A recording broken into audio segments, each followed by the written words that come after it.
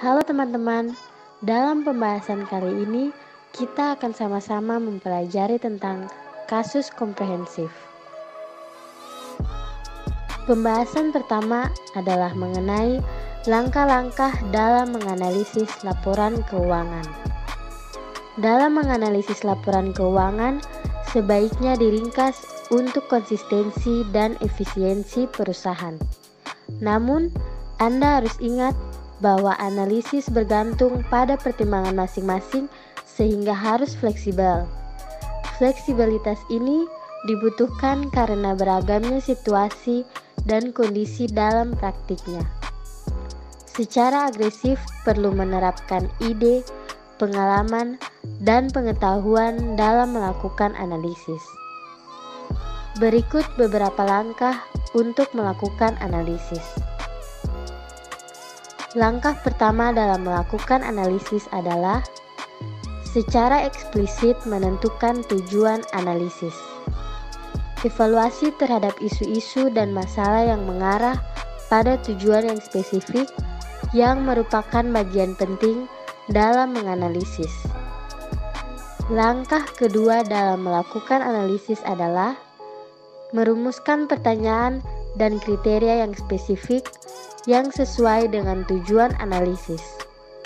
Jawaban atas pertanyaan-pertanyaan ini harus relevan dalam mencapai tujuan analisis dan dapat diandalkan dalam membuat keputusan bisnis. Langkah ketiga dalam melakukan analisis adalah mengidentifikasi alat analisis yang paling efektif dan efisien. Alat-alat ini harus relevan dalam menjawab pertanyaan dan kriteria yang telah dibuat dan harus sesuai dengan keputusan bisnis yang ada. Langkah keempat dalam melakukan analisis adalah menginterpretasikan bukti yang ada. Interpretasi data dan ukuran keuangan merupakan dasar dari keputusan dan tindakan selanjutnya. Hal ini merupakan langkah yang krusial dan sulit dalam analisis, serta mensyaratkan kita untuk mengaplikasikan kemampuan dan pengetahuan kita mengenai faktor-faktor bisnis maupun non-bisnis. Langkah-langkah ini sama halnya dengan persyaratan keahlian dalam beberapa profesi. Dalam menganalisis dan menginterpretasikan laporan keuangan, kita harus mengingat data yang menggambarkan kenyataan yang lebih luas. Selanjutnya, membangun blok-blok dalam analisis laporan keuangan. Analisis laporan keuangan berfokus pada satu atau lebih elemen kondisi keuangan atau hasil operasi perusahaan. Analisis ini menekankan pada 6 area penyidikan dengan level kepentingan yang beragam. 6 area tersebut disebut penyusun blok dalam analisis laporan keuangan. Yang pertama, likuiditas jangka pendek, yaitu kemampuan dalam memenuhi kewajiban jangka pendek. Yang kedua, struktur modal dan solvabilitas, yaitu kemampuan dalam menghasilkan pendapatan di masa datang dan memenuhi kewajiban jangka panjang. Yang ketiga, imbal hasil atas modal yang diinvestasikan, yaitu kemampuan dalam menyediakan keuangan yang memadai untuk menarik dan mempertahankan pendanaan. Yang keempat, perputaran aset, yaitu intensitas aset dalam menghasilkan pendapatan untuk mencapai tingkat profitabilitas yang memadai. Yang kelima, kinerja operasi dan profitabilitas, yaitu kesuksesan dalam memaksimalkan pendapatan dan meminimalkan beban dari aktivitas operasi jangka panjang. Yang keenam, perakiraan dan penilaian, yaitu proyeksi kinerja operasi, kemampuan dalam menghasilkan arus kas yang memadai untuk mendamai kebutuhan investasi dan penilaian. Penerapan penyusunan blok pada analisis laporan keuangan mencakup yang pertama, tujuan analisis, dan yang kedua, penekanan secara relatif di antara penyusun blok. Perhatian pada area lain dibutuhkan untuk menilai profil risiko yang biasanya mencakup analisis likuiditas, solvabilitas, dan pendanaan. Analisis lebih mendalam dapat mengungkapkan risiko-risiko penting yang lebih besar dari kekuatan laba dan mengarahkan perubahan besar dalam analisis laporan keuangan perusahaan. Kita membedakan keenam kerangka pembangunan ini untuk menekankan aspek-aspek penting dari kondisi keuangan dan kinerja perusahaan. Pada awal bagian analisis, kita harus menentukan penekanan secara relatif dari tiap kerangka pembangun dan urutan analisis. Urutan penekanan dan analisis dapat berubah karena adanya bukti yang diperoleh dan atau perusahaan dalam lingkungan bisnis. Pelaporan analisis laporan keuangan. Suatu pelaporan analisis laporan keuangan membantu hal tersebut dengan cara mencakup seluruh kerangka pembangun analisis. Hal ini dapat membantu dalam melakukan identifikasi kelemahan pengambilan kesimpulan dengan mensyaratkan penjelasan dan memaksa kita untuk menyusun alasan serta memverifikasi alur dan logika analisis. Laporan yang baik memisahkan interpretasi dan kesimpulan analisis dari informasi pokok. Pemisahan ini memungkinkan pembaca untuk melihat proses dan logika analisis. Pemisahan ini juga memungkinkan pembaca untuk menarik kesimpulan pribadi dan membuat modifikasi yang dibutuhkan. Laporan analisis yang baik paling sedikit mencakup 6 bagian, antara lain yang pertama ringkasan eksekutif. Ringkasan eksekutif adalah ringkasan singkat yang berfokus pada hasil-hasil yang penting.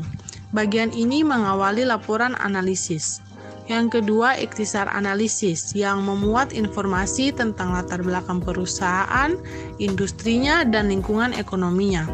Yang ketiga, bukti-bukti berisikan laporan keuangan dan informasi yang digunakan dalam analisis, termasuk rasio, tren, statistik, dan seluruh ukuran analisis yang disusun. Yang keempat, asumsi.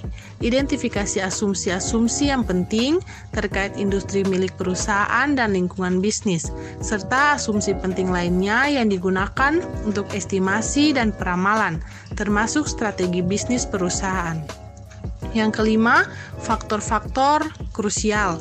Daftar faktor-faktor penting yang menguntungkan maupun tidak menguntungkan, baik kuantitatif maupun kualitatif. Untuk kinerja perusahaan biasanya dibuat berdasarkan area analisis. Yang keenam, kesimpulan. Kesimpulan meliputi ramalan, estimasi, interpretasi, dan konklusi yang didapat dari seluruh bagian laporan sebelumnya. Kemudian, spesialisasi dalam analisis laporan keuangan.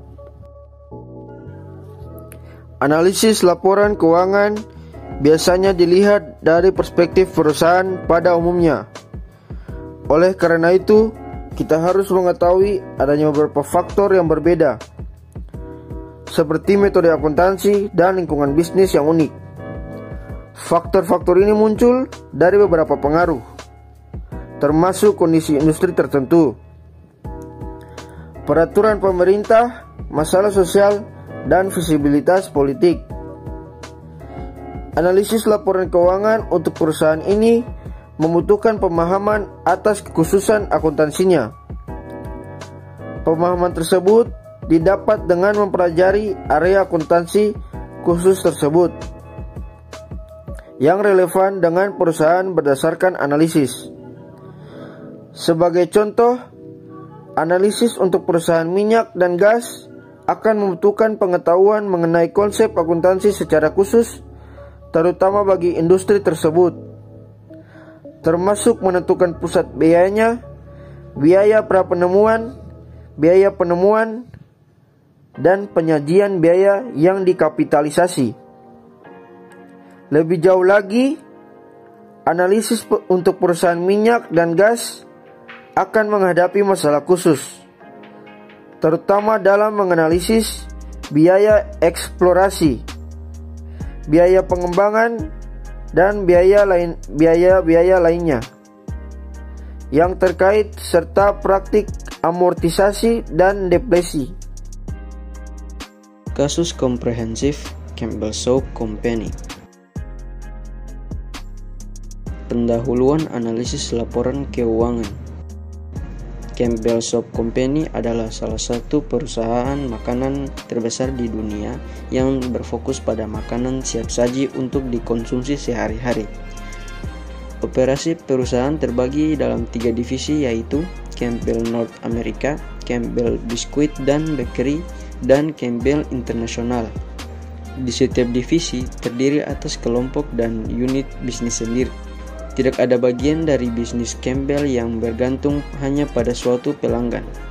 Pengiriman dilakukan dengan segera setelah pemesanan diterima dan disetujui, yang merefleksikan tidak adanya tumpukan pemesanan yang tidak terpenuhi. Analisis penjualan berdasarkan sumbernya. Penjualan yang dicapai Campbell per divisi dari tahun ke-6 sampai tahun ke-11. Divisi North American International merupakan kontributor penjualan terbesar, yaitu 68,7% dan 19,7%, secara berurutan pada tahun ke-11. Sup adalah bisnis utama Campbell Amerika Serikat yang menguasai sekitar 60% pasar sup. Masyarakat Amerika membeli lebih dari 2,5 miliar kaleng sup setiap tahunnya. Pada tahun ke-11 merupakan tahun transisi yang sukses bagi Campbell.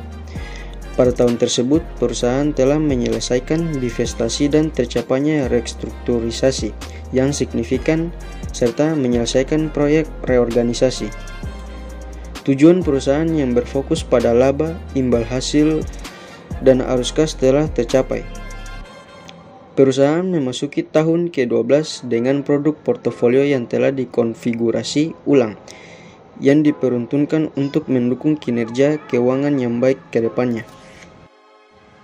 Demikian pembahasan dari kami, sekian dan terima kasih.